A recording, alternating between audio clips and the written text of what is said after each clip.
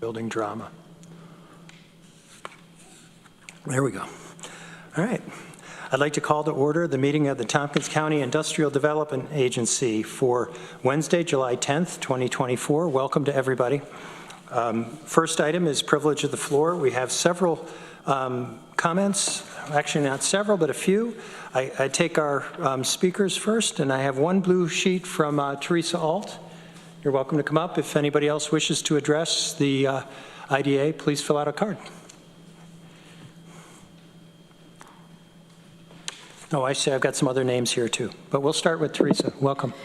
Okay, I'm Teresa Alt of 206 Eddy Street in the city of Ithaca.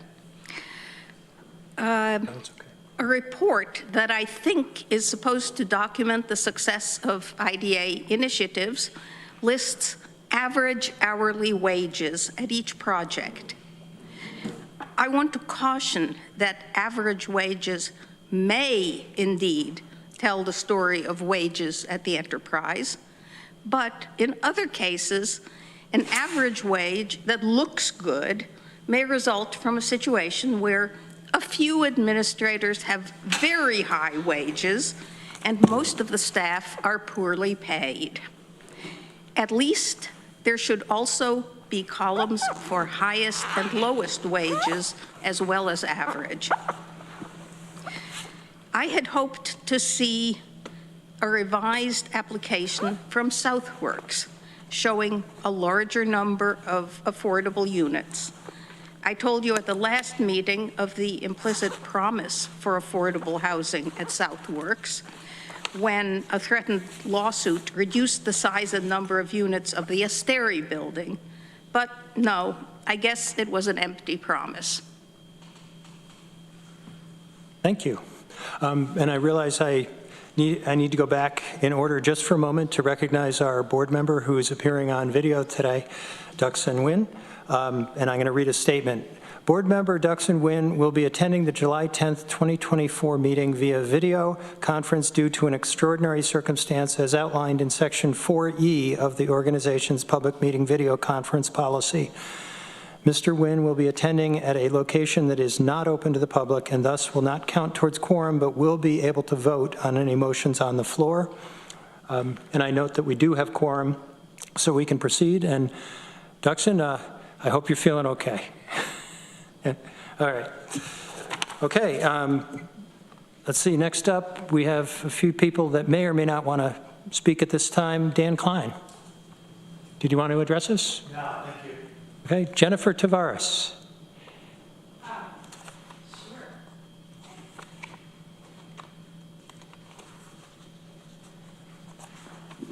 Hi, everyone. Thanks for having me.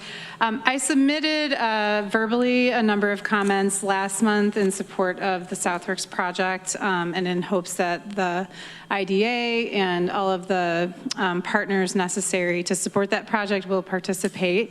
I know there's still several months of exploration, research, stakeholder engagement, and all of that ongoing. Just wanted to reiterate that we've had internally some meetings, and also I've attended a couple of other meetings where there were a number of other folks in the room who also were voicing significant encouragement and support for the project. I think we're going to see a number of them probably participating more over the next several months. We're excited. We're participating on engaging a group of stakeholders this coming week. And we continue to hear excitement from folks within our network about potential for entrepreneurial ideas, workforce development programs, training programs, the construction trades, and all of the things that are on the table and proposed for this incredible, very large, huge lift of a project that you're going to be considering. So I just wanted to also further say we continue to hear increasing concerns about the housing shortages in the community. I just wanted to stress that whatever we can do as a community to collaboratively invest in infrastructure to support increased housing stock and a variety of different types of housing being incorporated into this project. Certainly the Chamber is supportive, but I think so are a lot of the other folks that you're going to hear from. So that's all I'll have to say today. I do just want to say I didn't provide a written summary of everything I shared last month, but I am going to be sending that to Heather and Ina for you to incorporate it into your record. So thanks. Thank you. Is Jody Lee Denman here today? No, okay. I do have a couple written comments, and I will read them into the record. This is from John Graves. Let's see. My name is John Graves, and I live at 319 Pleasant Street. My wife and I and our 2 daughters moved to South Hill in 1989. Sometime in the early 2000s, the DEC discovered that the legacy industrial pollution that was on site at Emerson had migrated off-site into the residential neighborhood.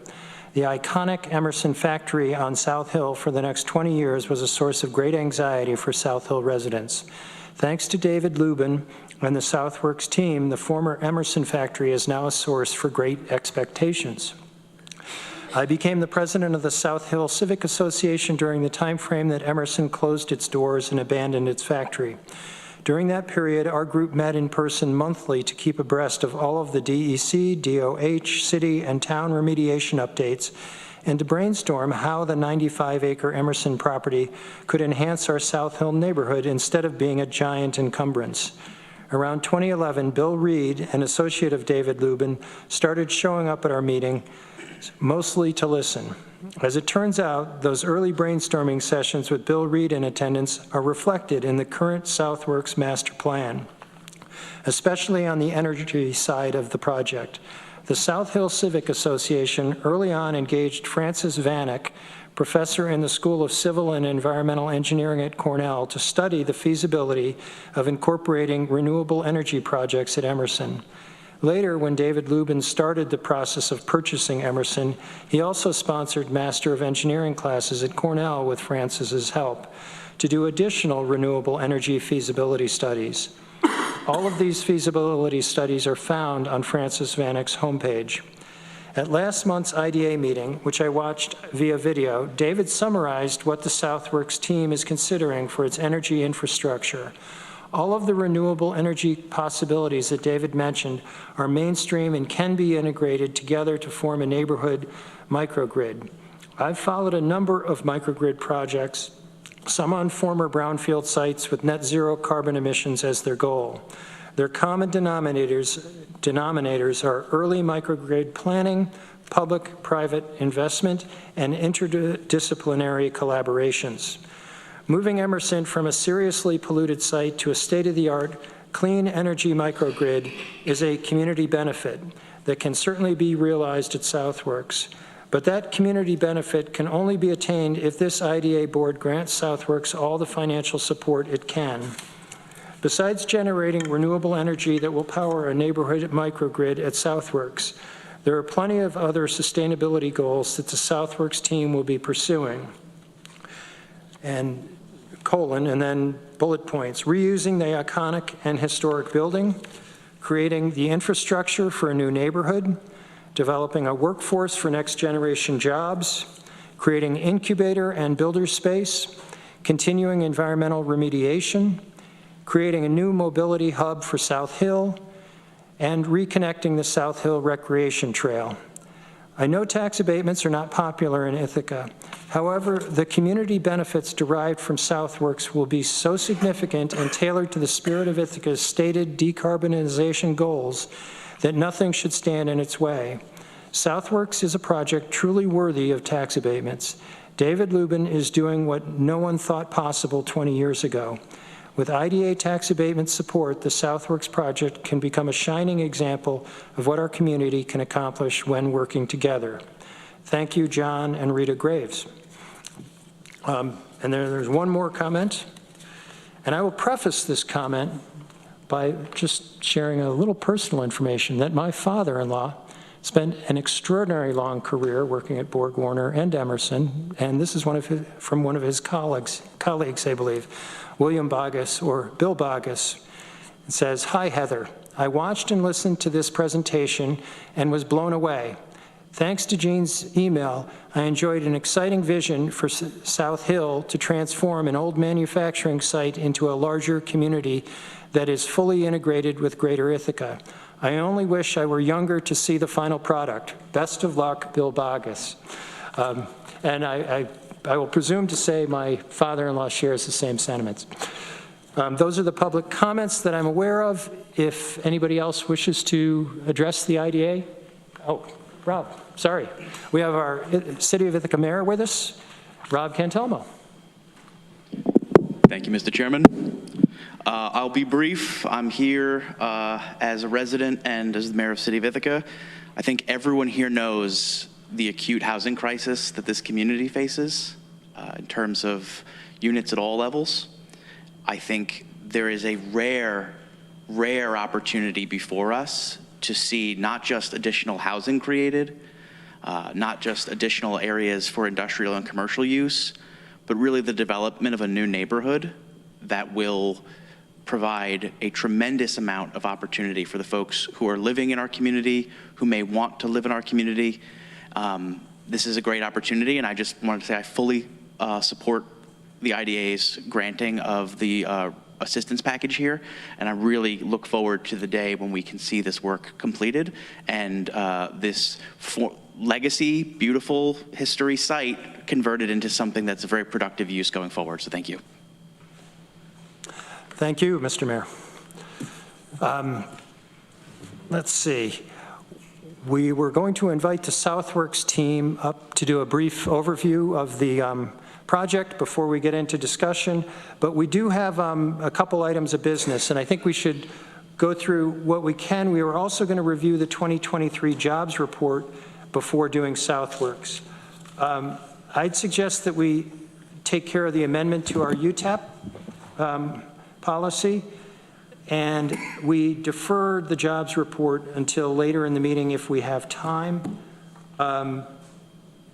And we also, I think, have need for an executive session, but we're going to have two members have to step out early, and Duxon is on Zoom, so I'm not sure it's too feasible right now to have an executive session, but I guess I'd ask the committee members what you wish to try to do today. Can we do it at the special meeting at the end of the month? We could, certainly. We could. Is it time sensitive? Not entirely. We should, it is a matter we should address, but we could do it then. But I'd take comment. Ann? I'd rather, at least meet even if we only had a little bit of time, but just to Okay. catch up. We'll see what we can do before. You need to leave at 3:30, is that correct? 3:20. 3:20, okay. And you have to leave at? Quarter of, okay. We'll see what we can do. All right. But why don't we, let's see, let's move to the UTEP policy amendment. Heather, do you want to introduce that? John has his hand up. Oh, I'm sorry, John. I was just going to move it since we already talked about it and voted on it at the last meeting for efficiency, but. Why don't we put it on the floor? Go ahead. Yeah, so moved. John moves, Jeff seconds. Is there anything you want to? No, just based on discussion at last month's meeting, we drafted language that's consistent with the rest of the UTEP, adding in that we would do an additional public hearing if there were an amendment to a project where there were more than $100,000 in incentive increase being contemplated. Okay. Questions or comments? We ready to vote? Ann? Yeah, I just wanted to say something that I appreciate feedback from the community, and to codify this, going forward, it's something, I appreciate everybody considering doing, and I fully support this. Yeah. Certainly there was some discussion on whether this is a legal requirement or not. It doesn't appear that it is, but it is best practice, so we should be doing it, in my view. Oh, yeah, Heather. Yes, and I would just add, we did not legally have to notify taxing jurisdictions, but I went ahead and notified them anyway. I didn't notify all the tiny little school districts like Odessa Montour that, has a little sliver into Enfield, but the majority, the bigger ones I did. And I heard no comment. Okay. All right, I'll call the roll. Deborah? Yes. Jeff? Yes. John? Yes. Ann? Yes. Todd? Yes. Duxon? Yes. And the chair votes yes. So that is adopted. Okay. And as I said, why don't we put aside the jobs report for now? We will return to that. And let's go to Southworks so we can invite our guests up.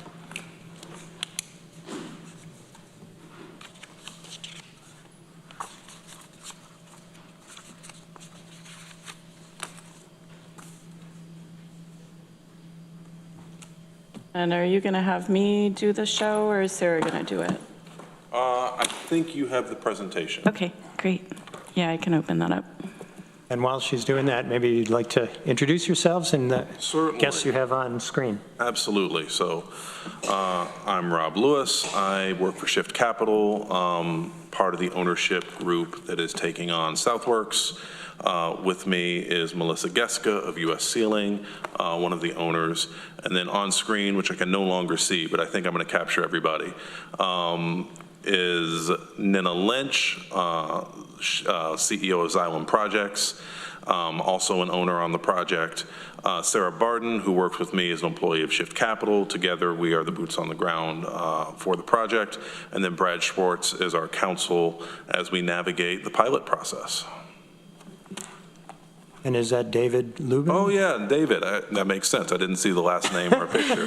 But David Lubin, which means we have all 4 ownership entities represented here today, which I think is a sign of everyone's commitment and excitement about moving this forward and the importance of this pilot agreement to being able to move the project forward. Okay. Well, please proceed. Excellent. So you see before you, Southworks. That's the core buildings. We'll just go on to the next slide, if that's okay, Heather. And we've met our ownership team, and this is the team that's pushing forward the project. We have Shift Capital as the lead partner, L Enterprises, David Lubin, who's worked on this project 10 plus years to move the project forward and get it ready to be developed, and then Xylem and U.S. Ceilings, who came on the project with Shift Capital. Most of you, I think, are familiar with this at this point, but it's a 95-acre, 32 of which are actually developable due to constraints of grade and our environmental. 60-plus acres are going to remain in a fairly natural condition, and 820,000 square feet is getting adaptively reused. That's that core buildings, core industrial complex that you saw on the first slide. And then, close to 1 million square feet of new housing, 915 units. A very large project, the biggest one that Ithaca will likely see in my lifetime, and a potential to be a real neighborhood.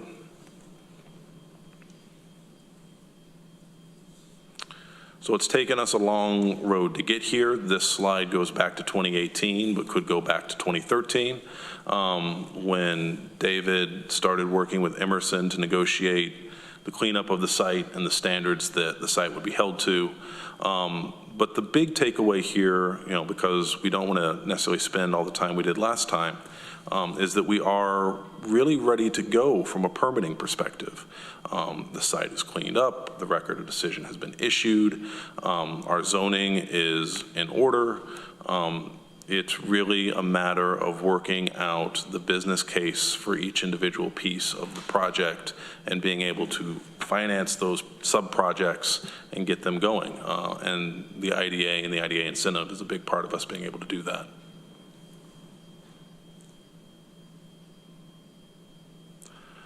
And so just sort of zooming out a bit, the idea is not just to have a housing development or an industrial development or a commercial development. The idea is to have a neighborhood where those pieces are able to work together and create opportunity for everyone living on that site and our broader community.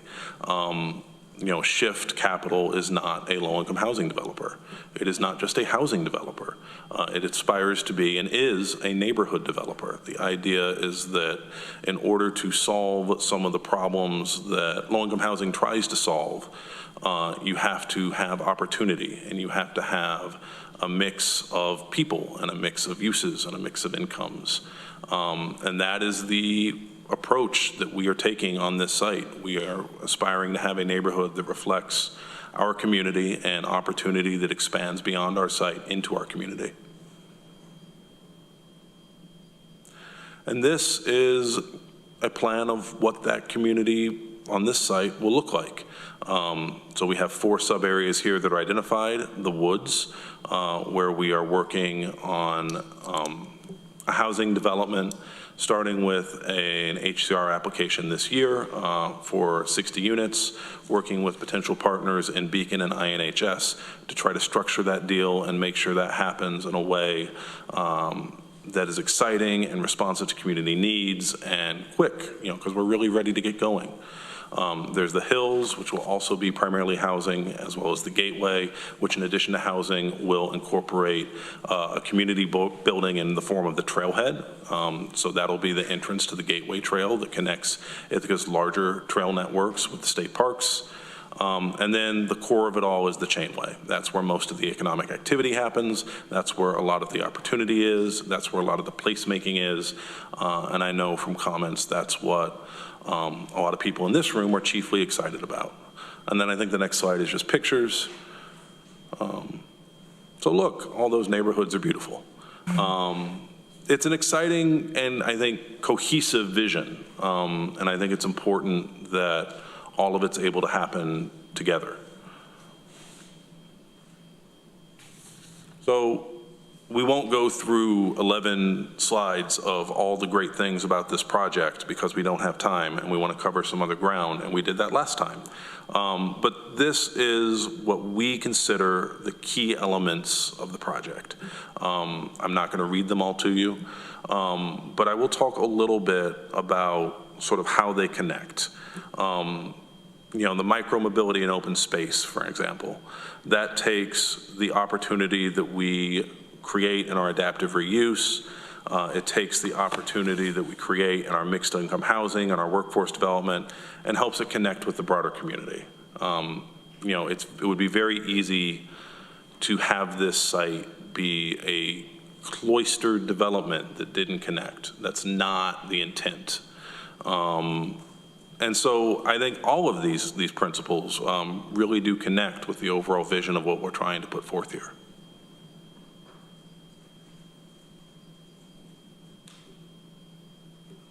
And then again, zooming out, project benefits, we're looking at, under the proposed pilot structure, $44+ million of incremental tax revenue. And obviously there's large construction impacts that are really going to be driven by whatever those construction costs are over the time they happen. And those construction costs are going to be whatever they end up being over the next 10 years. We put in, today's numbers when this happened, or yesterday's numbers, it was 2022. But then I think the more exciting piece is this recurring annual piece, which is driven less by how many dollars go in on construction and more by the character of what we're putting in the project, which we are very excited about.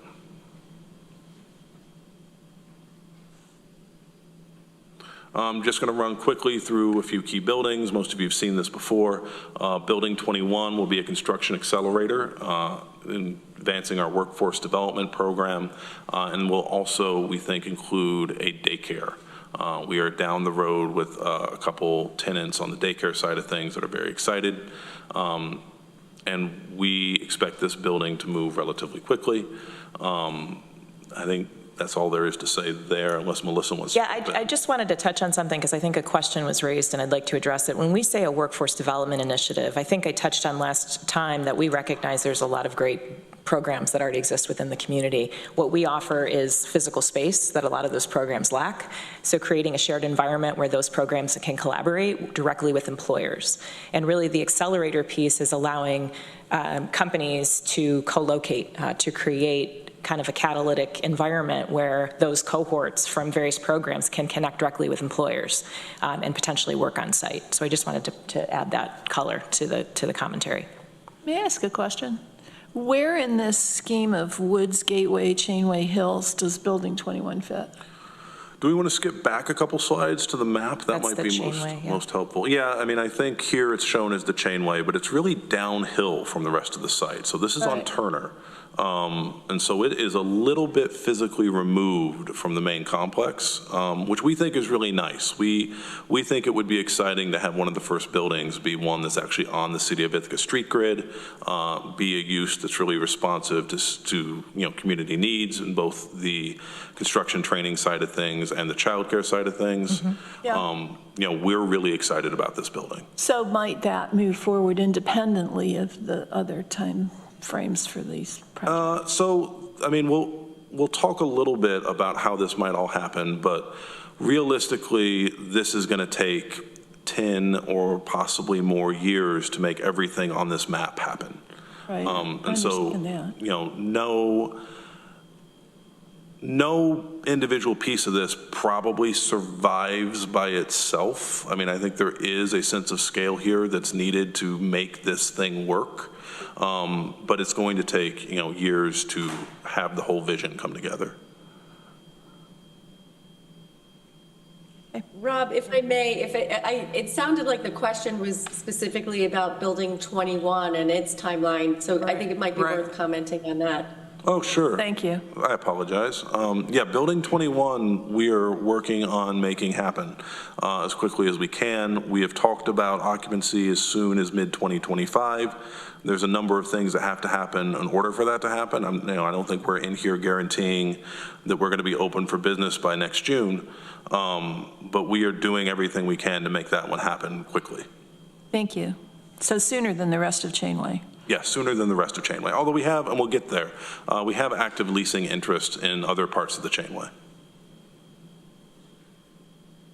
Can I ask a follow-up Sure. on that, since, Yeah. not to get too many details, but just speaking of this one building, then, and it's currently connected, the walkways, or at least one of the walkways is already connected to the surrounding areas, right? Yep.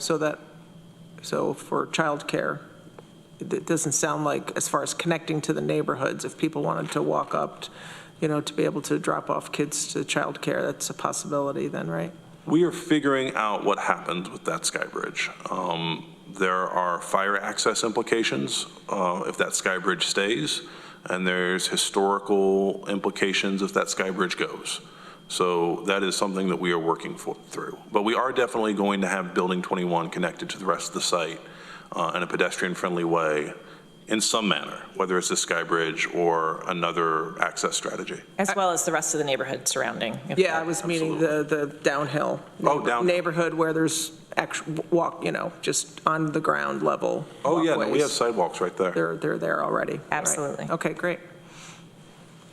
And just to address the childcare, we recognize there are wait lists for most of the wraparound childcare programs, and this has been identified as sort of a childcare desert, if you will. So we recognize that that's also, with intentionality, one of the first projects that we hope to bring online. Thank you. How large do you anticipate the childcare facility being? Like, how many kids could it accommodate, you think? Different potential tenants have given us different numbers, but the number I heard most recently was on the order of 120. It would be a relatively large facility. That'd be great. We need it. Having walked through Building 21 some time ago, my recollection is it's in pretty good shape, so that you can probably, as you indicated, turn it around pretty quickly. Yeah, there's certainly work to do, but you know, the building and really most of the Chainway buildings are fairly solid. Yes. Good bones, as they say. Yes. Yes. Okay. One question for you. You bet. About Use your microphone. the permanent jobs. There's going to be 2,320 permanent jobs up there. Is that planning on certain people coming in? If they don't come in, I mean, do you still see those kind of So the jobs? 2,000 permanent jobs are a county-wide number and includes direct and induced. So that includes people who would be employed on site and then employment that is spurred throughout the county by economic activity on the site. The example that I think is the garden variety example is it includes the folks in an office that exists on the project, but also the job that's created by all the catering orders that office orders in. So of that 2,000 jobs, and this is, you know, half remembered, so you'll forgive me, I'll say about half are actually on the site, and the rest are are induced by that spending that exists on the site. And that's dependent on the businesses coming in that you're planning on? Yes, it's dependent on us being able to activate all the space, you know, and us being able to lease the space to buildings that have economic activity. But But, that very much ties in with our vision of what we're doing here. And that's a core part of what we're trying to accomplish. Thank you. Okay. Building 34 is the largest building on site, so this is 100,000 square feet on the ground level, which is what we're looking at, with a 40,000 square foot basement that isn't really a basement because it's got great access. And this is just an incredible building. You go in there and just feel the size.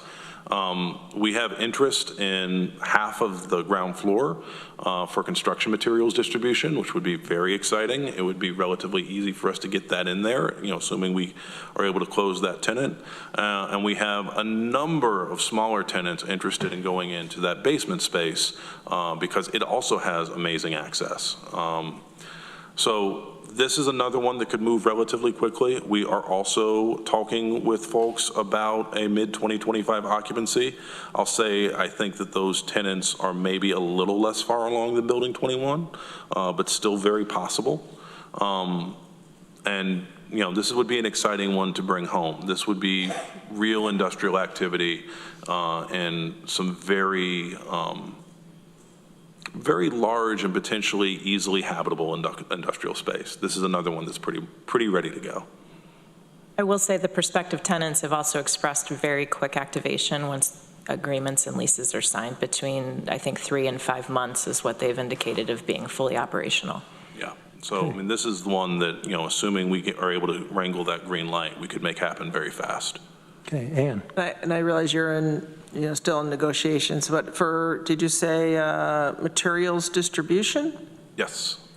Can you be any more clear? Like, is it like similar to like construction materials or? Yes, it is Exactly construction materials. So largely, Okay. All of the materials we will need to construct on site, as well as the surrounding areas and the amount of construction volume. Currently, most of the construction materials are coming in from Syracuse, Binghamton, and other areas. So the ability to have local resources will dramatically reduce costs of construction, as well as just create, easier access and accessibility of materials. And that could be something that's ongoing after?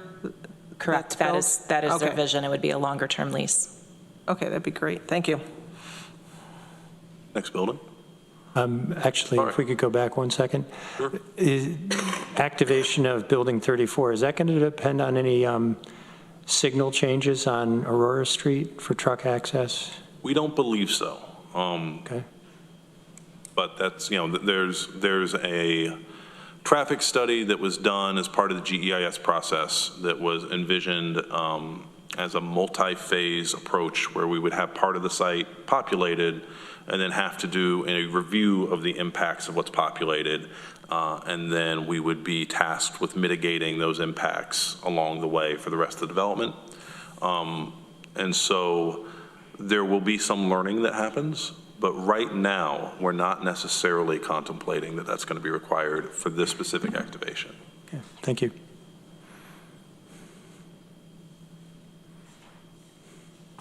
And this is the woods. So this is the woods further back, past the industrial buildings that you see there. And we are looking at a first phase of 60 units with a mix of incomes plus some townhomes. We're working through that with our potential partners, and we are submitting the application for the HCR deal this year. We're very excited to see this coming together. This is another one where we think that once we get all the pieces in place, we can move faster, which is why we're showing these 3 pieces. And I think we asked, last about the townhomes and their first lease, right, not for sale? There will be a mix. So the most recent plan for the woods that I have seen included some leased townhomes, but primarily for sale townhomes. And then we're working with our partners to try to fine tune the structure to ensure the permanent affordability of those townhomes. But that is the plan. And then more detail to come as it develops? Absolutely. Correct. Thank you. So this is a map of the industrial buildings, the chainway, as it currently exists. And the color blocking is just where the leasing interest is. So you can tell by size where building 34 is. It's that big one. But there's some other interesting ones that I think are worth calling out. That other blue swatch up top is building 13. We've had some strong interest there. One tenant wanting to take half of it and another wanting to take all of it. Potentially, potentially a coffee roaster, potentially a panelizing company, also construction related.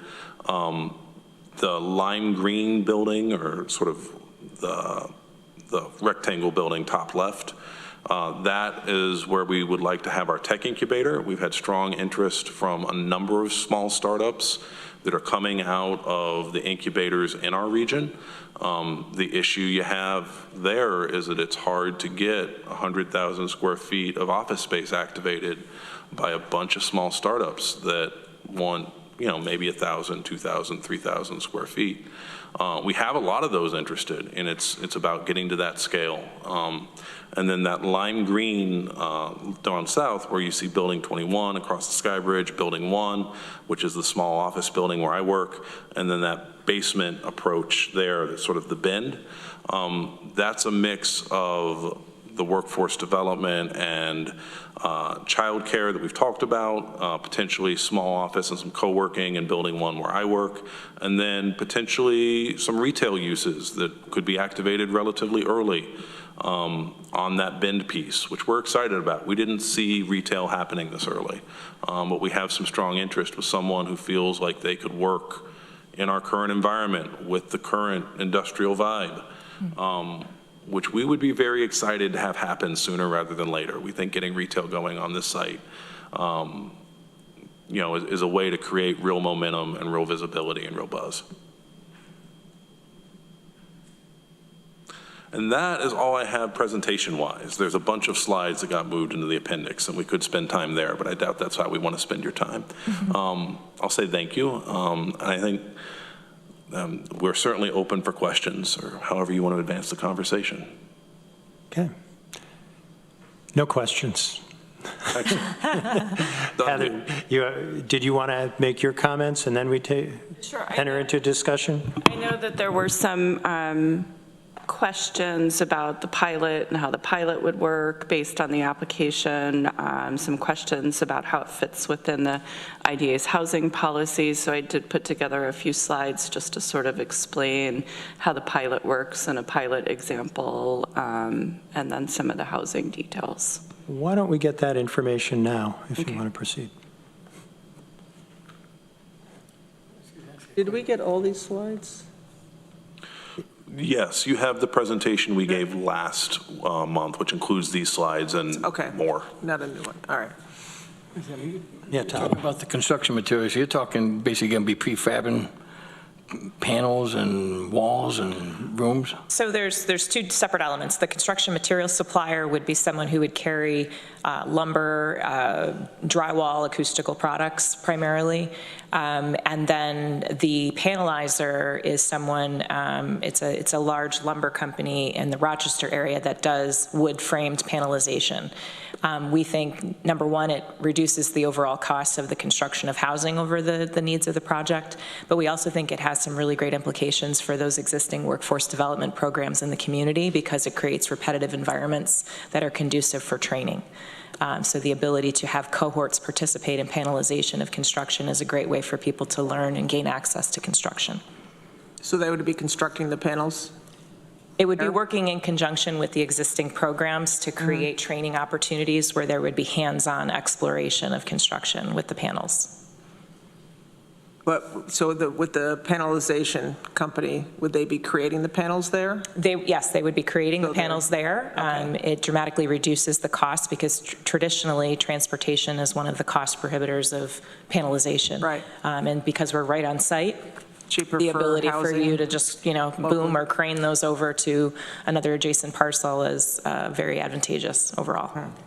So I just see an issue here when we talk about the jobs they're creating and the spin-offs and stuff. I also see another effect on there where the contractors in town are going to have less work now because all these man hours are going to be people hours are going to be on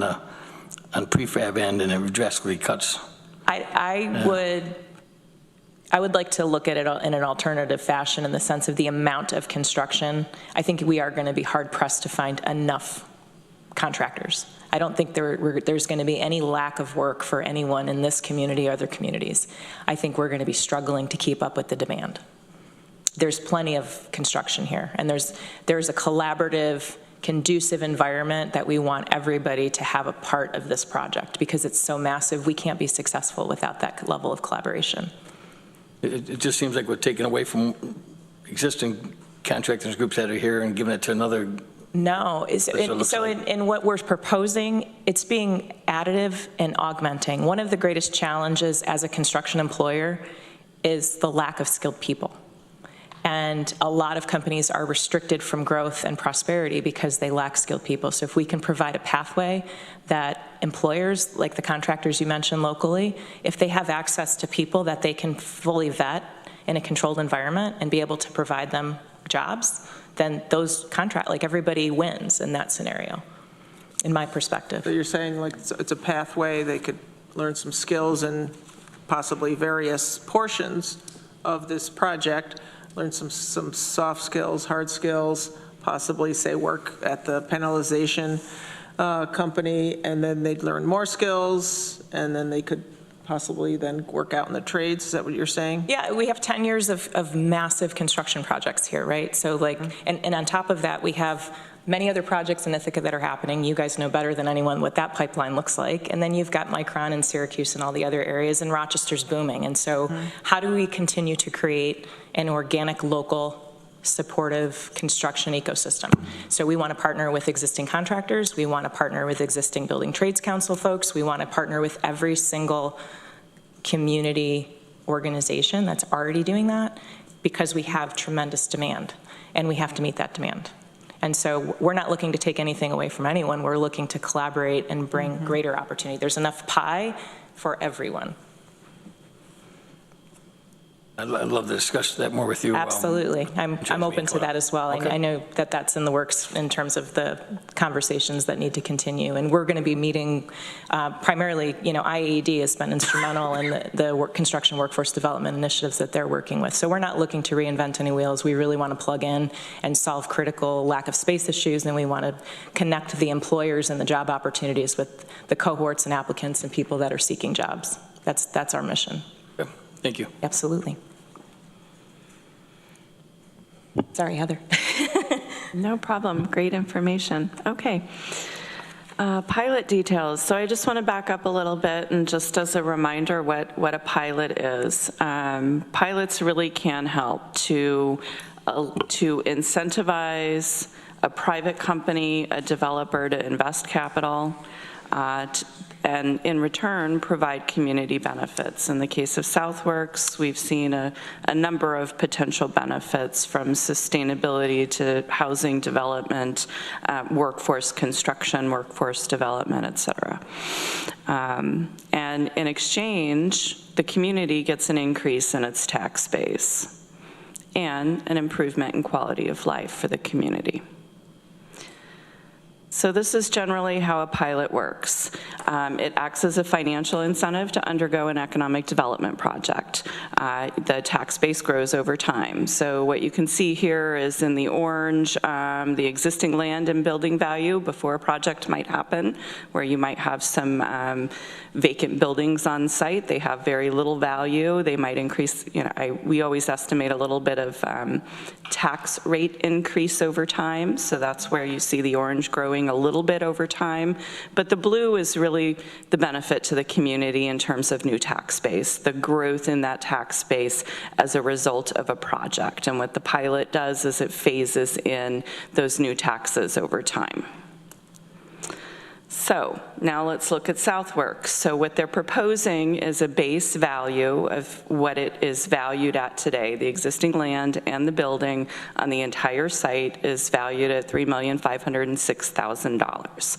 So what we're proposing is putting that existing value under a base pilot, $3.5 million for 15 years. 15 years being the term it's going to take to fully activate the entire site. So they would pay taxes based on whatever the tax rates are that year. In our models, we generally estimate a 2% increase in tax rate per year. So that's why you see that base growing just minorly a little bit. And it starts out just over $100,000 a year in property taxes, which is what they're paying today, and it increases just a little bit over time. Now, if you look at that $3.5 million value, we can split that out. We do not have values for each of the buildings. The county assessment department has values based on the 3 tax parcels. So you can see here, and they have value for the land and for the building, or what assessment calls the improvement. There are 3 tax parcels. One is in the town, one is the town's right-of-way, and then one of them is in the city, where the majority of the buildings are, but not all of the buildings. So you can see there's a total value for the land of $901,000 today, and a value for the existing buildings at $2,605,000. If you add those two together, that's where you get that $3,506,000 in that base value today. We can further divide based on the square footage and determine what a value per square footage of land and building improvement would be for the different tax parcels. And I have an example here using Building 21, that if we use that formula to identify what the actual current land value under Building 21 is, it would be $4,320. The building value would be $135,216 for a total of $139,536. Total land and building value as it exists today. It's a percentage of that entire parcel. Another way to look at that, we could look at that base pilot that I showed, and just pull out the blue on top is the piece that would be reflective of Building 21's existing land and building value, $139,000. Oh, wrong direction. That starts after the construction is completed, right? So what they're proposing is that we put that under a base pilot today, what it's valued at today, because today the value is what it is. So just hang with me there.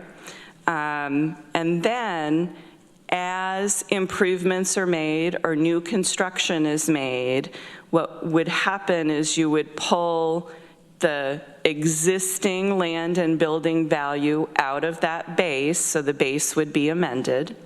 You take the little blue out of there, for example, if you made improvements to Building 21. You make improvements to Building 21, the value of that building is going to go up. So then you would take the existing land and building value that's part of the base and move it over to a new pilot that would phase in the new taxes associated with that project. And the proposal is for each of those new projects, it would be a 20-year pilot. So here's an example. Building 21, which the team has talked about could very easily be one of the first projects to go. You have in light blue again that existing land and building value from the base pilot that you would move from the base to the new pilot. That's where they're going to pay taxes on that during the entire term of any pilot. And then you have, for example, and I've made these numbers up, I did not vet these with the team, but just as an example, after improvement, that building, the new building value added to the project is $4 million. So that's your new value. And the proposed pilot structure, what they're proposing is that for each new project that comes online, when that increase in value would hit the tax rolls, that we put that under a proposed pilot. So we move over the piece of the base, the existing land and building value, and then the phase-in schedule you see on the right-hand side of the screen there over 20 years would be applied to the new value, the $4 million. So we can look at this way. Jeff? Quick question? Yeah. So when would the Building 21 be removed from the existing pilot? Would it be when the renovations start or when the certificate of occupancy is, for example, issued? Kind of what is traditionally done and what would you anticipate this being done? That's a great question. It all revolves around when the new value hits the assessment rolls and would be subject to taxation. So for example, if they finished Building 21 in August of 2025, the tax status date happens on March 1st of 2026. So that improvement value in terms of assessment, and when assessment is going to send out tax bills based on the new value, would start with the 2026 school taxes. Those come due, it's 2026, 2027. They come due in September, October of 2026, and then the county, city, town taxes for 2027 would be billed in January of 2027. March 1 tax status date, school taxes in the fall, city, county taxes right after the first of the year. So each of the new pilots would be put in place when the improvements are completed and we know that it's going to hit the tax rolls. So in this example, if we knew the tax status date was March 1, we would put this pilot in place right before March 1 so that the new value is hitting the tax roll, the pilot is phasing in 2026. So just for clarification, if the school tax date, effective date is different from... It's not. It's all the same tax status date. And this is for any pilot. So any project that we do, the attorneys and I work together with the applicant to determine when it's going to be completed, what tax status date it will hit the tax rolls, and when that first year of the pilot sort of kicks in. And so we have had instances in the past where, they thought they were going to be done in 2023, but then something happened and construction didn't start on time, or something got delayed and they didn't finish until 2024. That's sort of the devil that's in the details on the administrative side, is making sure that that pilot is put in place the year the improvement value would be taxed. Okay. Jeff? So just to follow up, sorry. So let's just, I think you said March 1st is kind of when everything is implemented. Yep. So the building finishes and is occupied March 15th. So are you saying then that the pilot doesn't start until March of the next year? So that's when the 20 years starts running in that situation? That is correct, and that is just because of the way the assessment department works. They cut off the deadline, and everything that's in their system and what it's valued at is March 1st. So we can't, as the IDA, we can't necessarily say, hey, we would like our pilot or our agreement to start on March 15th because we don't want to lose that year. We're kind of beholden to the assessment department. Yes, absolutely. Okay. John, I realize I don't see Duck, and I just wanted to make sure, Duck, if you have questions, just speak up, because I can't see you. Thank you. Okay. John? Can you go back one slide? Sure. Or, sorry, two. So am I correct in understanding, this is a 43,000 square foot building, which we're planning to value right now at $140,000, because that's how we divided out this whole thing. And then in, between the years 2027, say this thing proceeds apace on the schedule, between the years 2027 and 2032, it'd be valued at about $500,000. By 2039, it hit just shy of $1 million. Is that, I mean, this is accurately describing what you're suggesting here? I don't do numbers that quickly in my head, and so I'm probably going to say something different because I'm left-handed and my brain is opposite. But essentially what happens with a pilot is whatever the existing value is, they pay taxes based on that value. If the land value goes up, they pay full taxes on any increase in land value. And then if the improvement value goes up, that's where the phase-in schedule that you see on the pilot would be. But if we assume a $4 million increase in valuation, which may, if that's $4 million invested, it may be more like half that. Well, and remember that when we put pilots in place, we don't say it's valued at $4 million. We say you're paying 90% of the taxes on whatever the actual value is. So if it's valued at $4.5 million, they're paying taxes, or 90% of the taxes in year one, on $4.5 million. 10% of the taxes on $4.5 million, so they're paying on about a $400,000 valuation. And I think this is one of the things that really actually illustrates the challenge I have with this whole scenario. This is like an entire commercial leasing cycle where this building is valued for about the price of a single family home in this community. And it's like, that's a pretty long time, and that's a lot to sort of, just defer. So I just, Well, and John, that's based on the assessment cycle for every property in Tompkins County. It's not just this project. No, it's based on the fact that we're contemplating a 20-year pilot with 5 years at the highest level of forgiveness. So I think that's really what I'm kind of pointing out here. And it's like, we've got, it just seems like it's hard for me to get my head around why this is necessary. Okay, so I just have a few more slides. So here's the base pilot again with that building 21 as part of that base pilot. Building 21 gets improved. We have a proposed or what we think the value might be on the building, and that new pilot schedule. When we put that pilot schedule in place, what we would do is amend the base pilot and move that little light blue from the base pilot, make the base pilot a little bit smaller, move that new base over to the new pilot for building 21, and it would have a 20-year phase-in schedule. So what we always do with all of our pilots is we just sort of build in an estimated value and an estimated increase in both value and tax rates over time.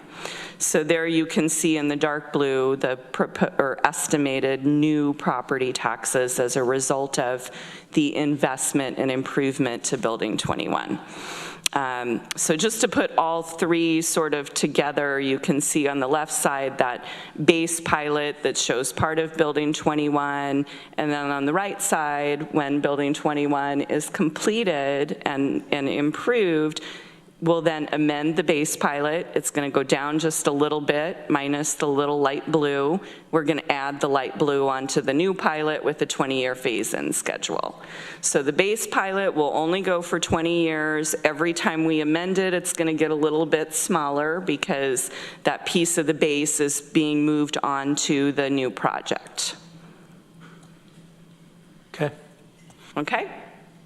Have questions about the pilot and sort of how that might work? Are there things that I can do to make it more understandable? Can you make sure to send this out to us? Yes, absolutely. Let me see if If you could create another chart, for instance, with the two graphs on the right stacked on top of each other, that might help it be a little bit more understandable. They have different lengths of time, and it might help to see how that sums. Absolutely, I could do that. Okay, so let's talk a little bit about housing for a few minutes. The applicant, bottom line, does intend to comply with the IDA's workforce housing policy. This is something that we've had several discussions about and how they might be able to comply with that. There are, under seeker, approved 915 housing units on the site. That's what their application says that they're going to do. That's what the IDA would hold them to. They are anticipating that they will comply, or they're intending to comply with the housing policy, which would require 20% set aside of affordable units, would be 183 units. Some portions of this property may be subdivided and sold to an affordable housing agency that will develop and manage affordable rental housing units. Now, remember, we saw that whole site, much of the site, the Southworks team did say at the last meeting, is under a record of decision with the Department of Environmental Conservation. So the Southworks team will have to retain ownership of a large portion of this site. There are very few sites where some new housing development could happen that the Southworks team can actually sell. In our housing policy, there are some requirements if a project is, if part of a proposed project is subdivided and sold for to meet the affordable housing unit requirement. So I'm going to show that on some of the next slides, and we'll talk through that a little bit. But basically, what the policy says is that they should come to the IDA and get a determination based on the language in the workforce housing policy, whether that would be okay. So let's hold that for a minute. I'll address that in some other slides as well. And then here's two other nuances that, you know, we want to bring to the table. Some portions of this project may be subdivided and sold to a private developer that would build and sell market rate single-family homes. Something our housing needs assessment says we need. There's certainly need in the community. Those would be sold to a private developer. They would develop them, sell those units on the open market. Those units would, the applicant is requesting that those units would count towards the total units in the project, that total 915. They would not be part of the pilot. It's nearly impossible for the IDA to deliver pilots for each single family home that would be built. So they would be fully taxable. Right, Deborah? Yeah, they would be removed from the 15-year umbrella pilot and disappear. Yes, the bit of land that was sold would be amended out of the base pilot because it's going to go with the tax parcel, the new tax parcel that's created. That's going to go on the tax rolls. It's going to be fully taxable into infinity. But the applicant is requesting that those units, since they're contemplated as part of the larger project, count towards their total 915 units. That's what was approved under seeker, and seeker doesn't care who develops, who owns. It's still part of the project. Hold on one second. Just a point of information. John, can we have this emailed to us in real time? Because we're going over stuff that we have not gotten ahead of time, so I'm having a hard time digesting this. We're going to get it. But sure, my goal was Hold on, Heather. Yeah. John had a question. I'm just getting, like, when we are removing these things that will be outside of any pilot, do we have clarity somewhere in this that they'll be removed at the, you know, pennies per acre rate that the whole thing was calculated at the first place and not at some higher rate based on the sale price or anything else like that? That feels pretty critical. Yes, that's a great question. So the proposal is that everything that's removed would be removed based on that dollars per square foot that I showed in that first chart. So nothing's going to increase, nothing's going to change. We're going to remove it based on what it is valued at today. And there's no contemplation of removal of any of the areas that are undevelopable or otherwise, like if they'd say to grant to the land trust their 60 some odd acres of whatever, that doesn't impact the base pilot at all? It should not. I mean, we want to keep some clarity about that. Okay, and my goal today was really just to give some of the background and some of the issues that the IDA is going to have to address. In no way am I asking anyone to make any determinations today. Yeah, Ann, did you have more? Are you good? Well, I can bring it up later in the meeting, but You want about the these- process, this, I really Yeah. don't like in any meeting of getting things, it's really hard to digest things that Yeah. we are not given ahead of time. No, that's fair enough. Heather, my takeaway on this, the purpose of this slide is basically to say the structure that the developer is asking is that 20% will count regardless of the ultimate ownership interest, how it's held. That if they've built 20% affordable housing, we're not going to come back and dock them because somebody else owns some of them. Yes, essentially. And the last bullet, just recognizing that some portions may be subdivided and sold to an affordable housing agency that would then build and sell, affordable single-family homes. So the applicant, again, would like that to count towards their total units and towards the affordable units in the project. And just as a bookmark, I recall we had a discussion on our policy on differentiating for-profit and not-for-profit. And that's exactly what I have cut and pasted here, our workforce housing policy. There we go. I have it on 2 slides, and this is taken directly from our policy, just as a reminder. I know everyone doesn't have it memorized, neither do I, that in the event a proposed project consists of more than one parcel of real property owned by different corporate entities, the IDA will consider and determine whether to treat the development as a single project for purposes of calculating that 20% affordable unit requirement. The following criteria are required. Number 1, the improvements to be made to the real properties will be constructed simultaneously or in sequence. The affordable project will open for operation either before the market rate component or within 3 years after the opening of the market rate component. I think we can say that I have a check mark there, that successfully can be met by the applicant. And number 2, the land for the affordable housing portion is being conveyed by the principal investor, which would be the Shift Capital team, to a not-for-profit affordable housing organization who will perform the development. So right now, that is the plan by the developer. And if things should change, we would need to address that. But right now, the plan is a not-for-profit affordable housing developer. So the developer is able to meet both of these requirements in the policy. And then the following criteria will be considered but are not required when making a determination that you're going to allow those units to count towards the 20%. And I think that the applicant can meet all of these requirements that would be, or not requirements, but criteria that should be considered. The real properties involved are contiguous. The properties are or were considered for municipal site plan approval or seeker determination as a single project. They were. The improvements are the product of a coordinated design with common design elements. The vision here is for a coordinated and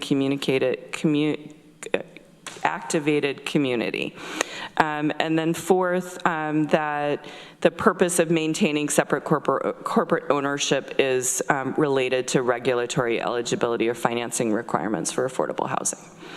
So, in many ways, they are checking all the boxes according to the housing policy, but again, there are a couple of things that, will need to be determined by the IDA. Yes, no, this meets the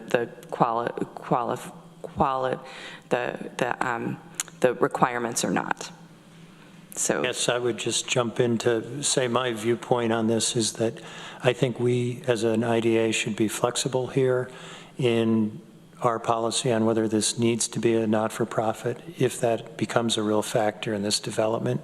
But I'd invite comment from other members whether this is something that is non-negotiable or negotiable.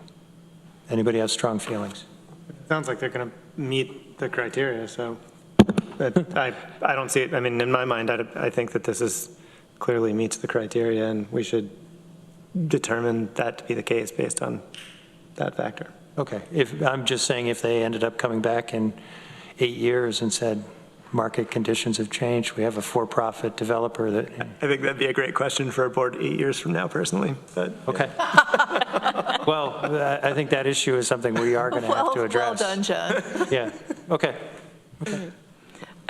Well, I do think it's worth talking about now. As you may recall, in the prior IDA meeting during our presentation, we did reference that we are in discussions with a partner, in particular Beacon Communities, which is a renowned and regional for-profit developer, and that is, but works in affordable housing. And so I think I would like to propose that, we think about the type of housing and as the important criteria.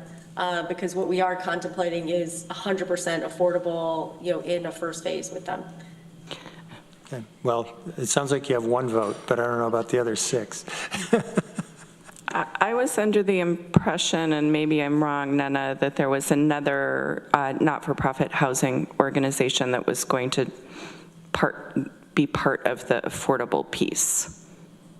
Yeah, so there are 2 discussions, and we also referenced this in the last meeting. We're also in discussions with INHS. I know a beloved local, and really outstanding affordable housing partner, and so we're in discussions with both because we're contemplating both multifamily and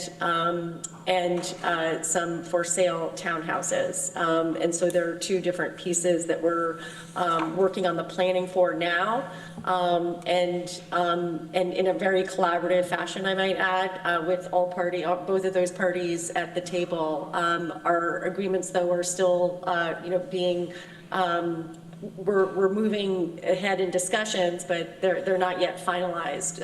So I just want to, be clear about that. But it's, I encourage you to look up, Beacon in particular. I know they haven't developed in Ithaca, but they're throughout New York and the region. They're in, I believe, 11 different states, and have a stellar reputation for their work.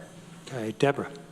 Yeah, I was just going to say, we need affordable and workforce housing so badly. I think that would be one piece of this about which we could be pretty flexible. Okay, John.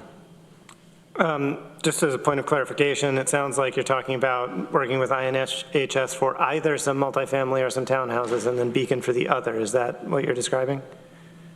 Well, right, I just want to emphasize that nothing is final yet. Sure. But what we're contemplating right now is working with Beacon on the multifamily and with INHS on townhomes, for sale townhomes. Right.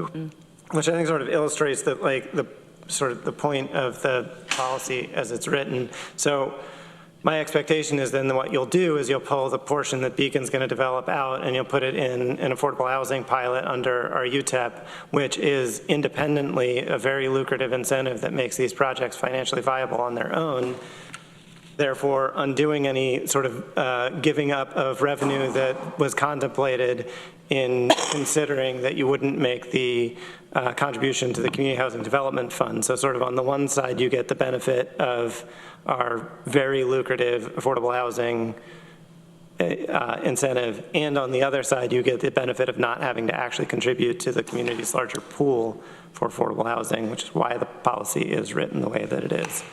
So I'll just leave that there. Anybody else? Okay. Go ahead, Heather. And that's all I have for you today. Okay. Well, more to come on that, it sounds like. All right. Okay. I guess we're at a point, if the board has questions or comments you want to bring up at this point. Deborah. I just wanted to ask one question before I have to leave. I did some math with respect to the construction jobs that were projected. And let's see, when I divided the projected compensation by the number of jobs, I ended up with annual compensation per FTE in the range of about 32,000, somewhere in the 32,000 annual range. And I noted that this doesn't meet the current living wage standard of $18.45 per hour, which is the wage standard now and not when you're going to be constructing these buildings. Now, perhaps that concern would be addressed under the latest much higher project costs. But I'm not sure of that because it's not clear to me whether the increase in costs is solely attributable to an increase in the cost of construction materials, or if you factored in an increase in construction wages in these new numbers. Deborah, do you have the numbers you were looking at, just to, so we...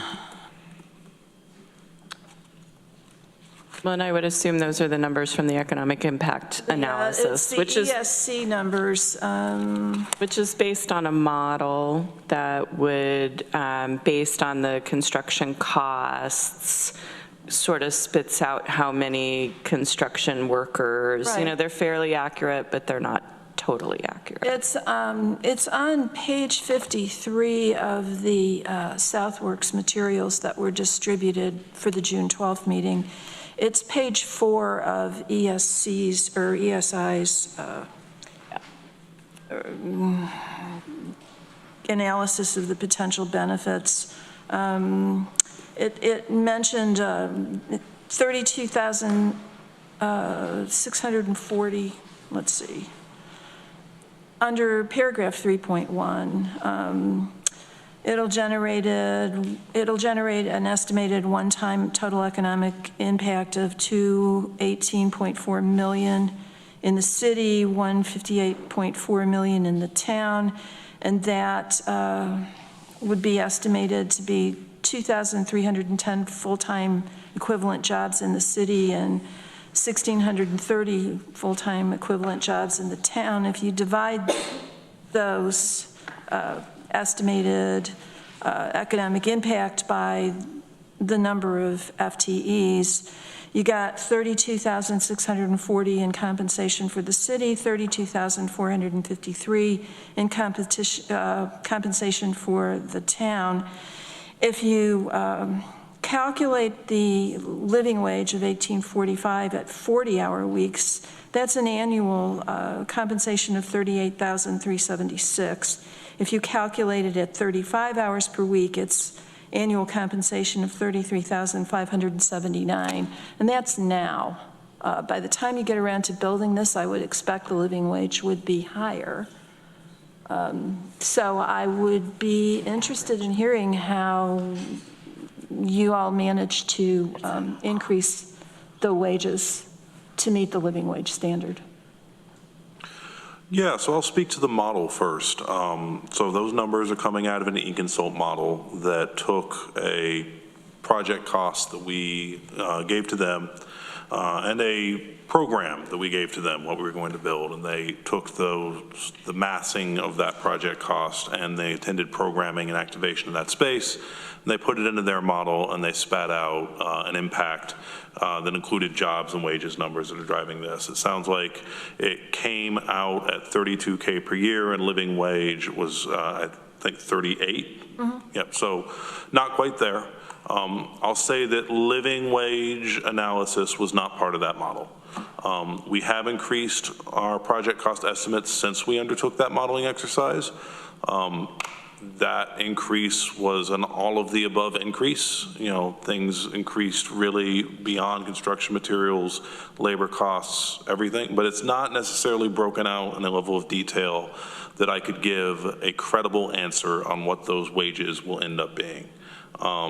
You know, I'll say that we are committed to creating good jobs in the construction and long-term phases of this project.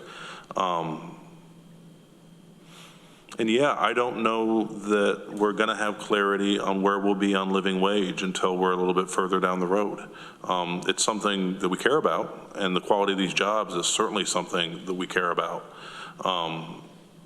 But I'm not sure the living wage commitment or living wage pledge is how we're going to get there.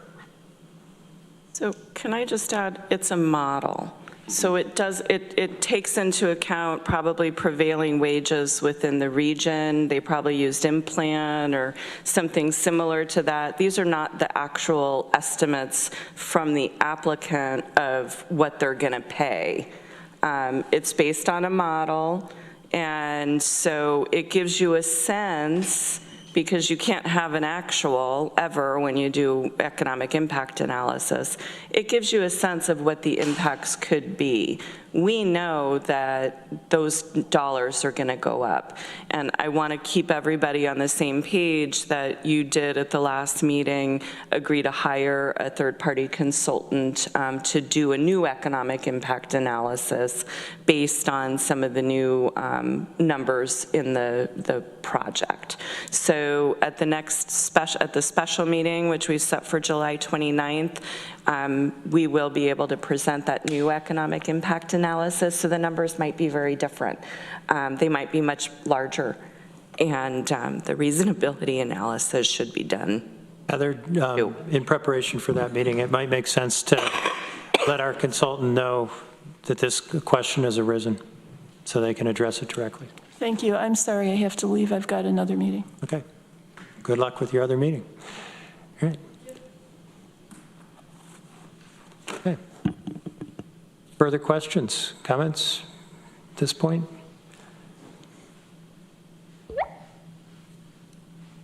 You know, it sounds like we're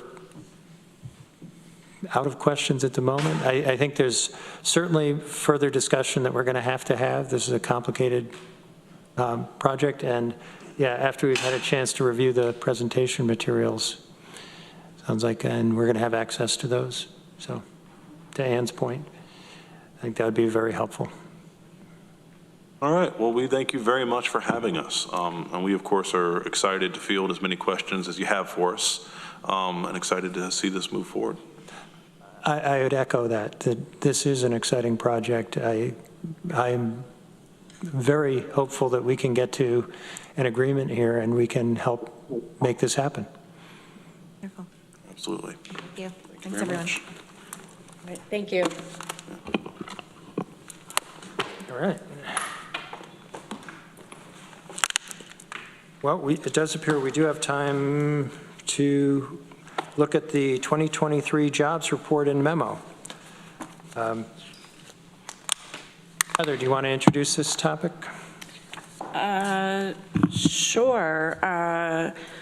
Per the IDA, per state legislation, and it's reflected in the IDA's recapture policy, we do every year do a review of projects. What you have, Ina brought a bigger copy, is all of the projects that you saw these in the annual audit and financial report. These are all the numbers that went into Paris in March. These are all of our active projects for 2023. You are required to review those projects, and as per the I want to say procurement, the recapture policy, make a determination if you want to terminate and or recapture incentives on any project, specifically with relation to jobs. So I will note, of the 57 projects that were active in 2023, many of them are housing projects, solar projects, community development projects that are not really measured on jobs. There's no job requirement or job commitment when they apply. So what I do is I put together a memo outlining the projects for which there is job creation requirement, the projects that are completed, because you can't really review them creating jobs while they're under construction, and analyze each of those projects. I've made some recommendations. I haven't made any recommendations this year to terminate or recapture any incentive for any of the projects. I'm going to point you towards the memo, which is in the agenda packet on page 2.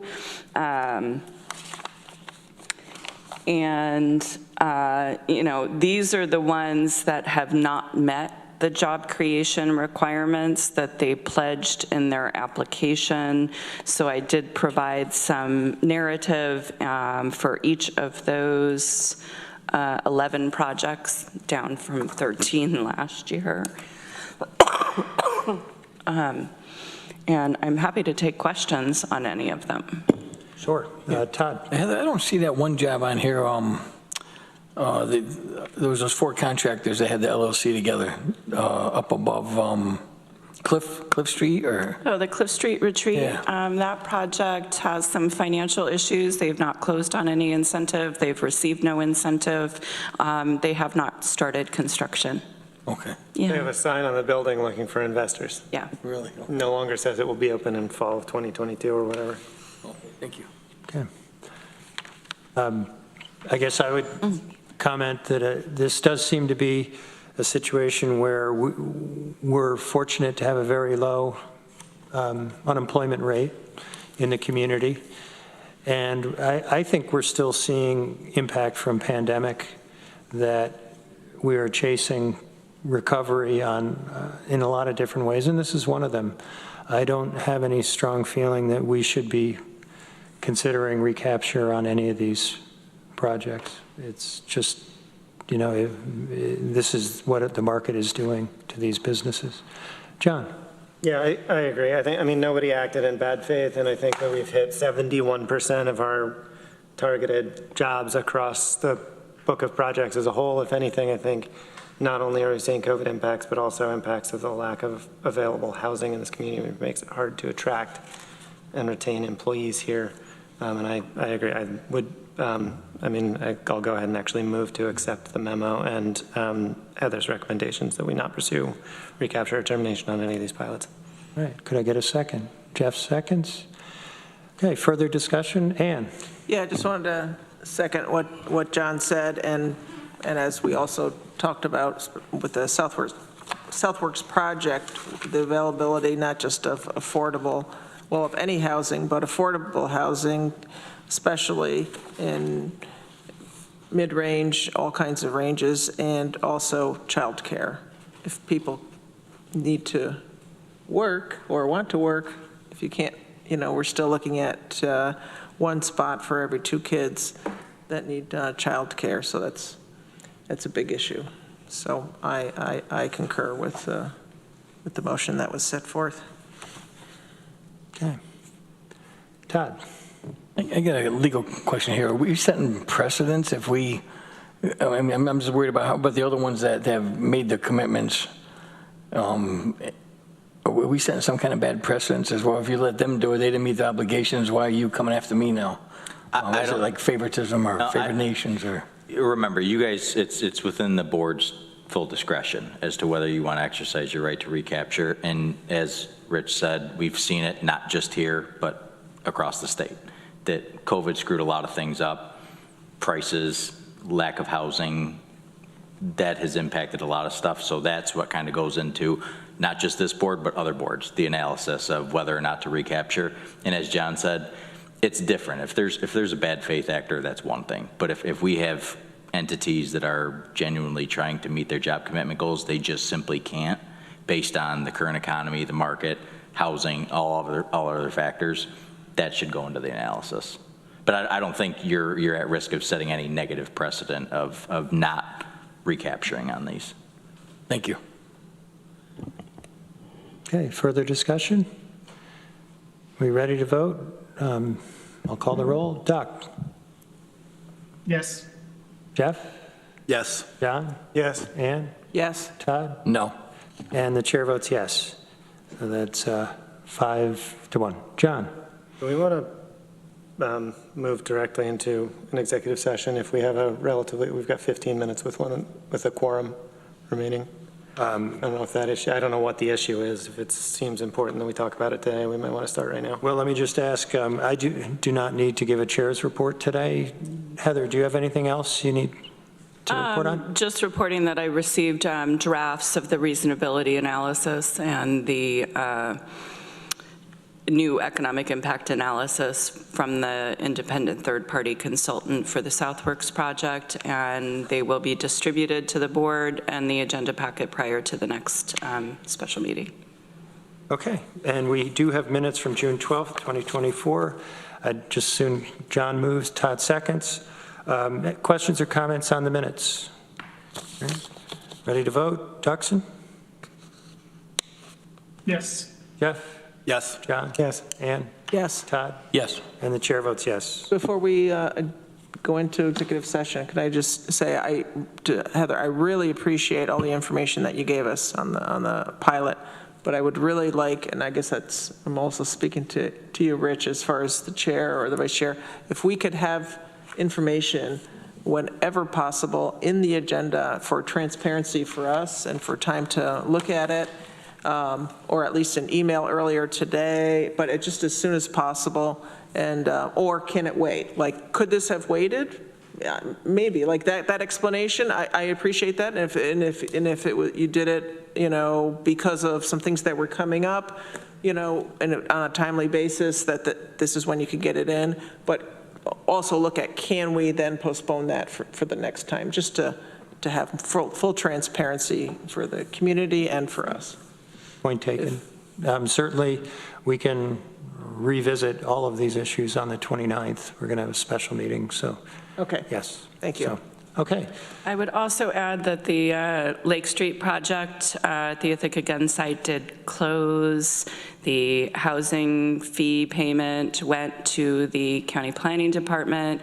I will note that everything was in escrow and waiting to close on that project for 3, 4 months, 5 months, something like that, because they couldn't come up with the funds for the IDA fee and the housing fee. So it's real, it's an issue. That cost them 4 months of construction time. But the good news is they're closed, they're done. The housing fee has been paid, and they should start construction up there any day now if they haven't already. Okay. That is good news. Could I get a motion? John moves, Todd seconds to go into executive session. So call the roll. Duxon? Yes. Jeff? Yes. John? Yes. Todd? Yes. Ann? Yes. Okay, and the chair votes yes. I have a technical question. I assume we can do this so that Duck can stay on Zoom? Yes, I just made Robert and his entity the host, so I should be able to leave the meeting. Okay, and I would just say I do not anticipate we will take any action after coming out of executive session.